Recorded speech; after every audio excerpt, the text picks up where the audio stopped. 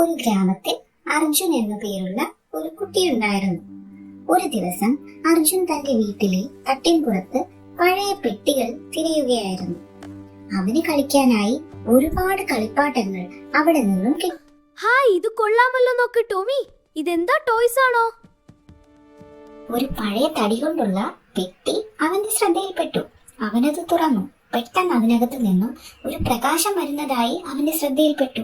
അതൊരു പ്രകാശിക്കുന്ന painting brush ആയിരുന്നു. ഒരു മാന്ത്രിക പെയിന്റിംഗ് ബ്രഷ്. ഈ പെട്ടിക്കുള്ളിൽ എന്താകും? ഒന്നുകിൽ നിധിയാകുമോ? അയ്യോ, ഇത് പ്രകാശിക്കുകയാണ്. നീ മാജിക് ആണോ? അർജുൻ ആ ബ്രഷ് കയ്യിലെടുത്തു. എന്നിട്ട് ഒരു ചിത്രശലഭത്തെ വരച്ചു. അവന് അവന്റെ കണ്ണുകളെ വിശ്വസിക്കാനായില്ല. ചിത്രശലഭം ജീവനുള്ള ശലഭമായി പറന്നു നടക്കുന്നു. അവൻ അപ്പോഴാണ് തന്റെ കയ്യിലുള്ള മാന്ത്രിക ബ്രഷിന്റെ ശക്തി മനസ്സിലായത്. അവൻ വരയ്ക്കുന്നത് നിർത്തിയില്ല, വരച്ചുകൊണ്ടേയിരുന്നു. ഒരു ചിത്രശലഭ. ഹായ്, ഇത് പറക്കുന്നു. വാവ്!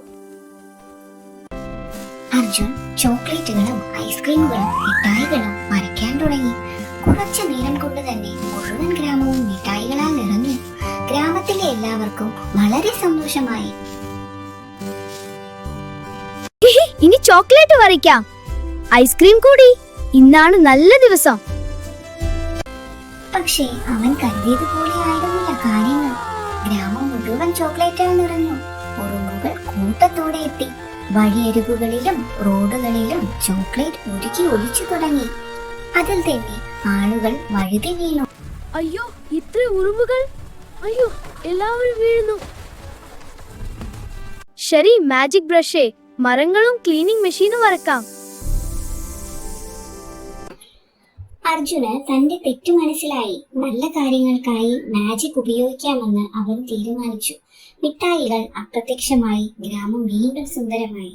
അർജുൻ മാജിക് ബ്രഷ് സന്തോഷത്തോടെ പെട്ടിയിൽ വെച്ചു. നന്ദി, ഇനി മാജിക് ബ്രഷ് നല്ല കാര്യങ്ങൾക്കായി ഉപയോഗിക്കാം. നമ്മുടെ കഴിവുകൾ നല്ലതിനായി ഉപയോഗിക്കുമ്പോഴാണ് യഥാർത്ഥ മാജിക് ഉണ്ടാകുന്നത്.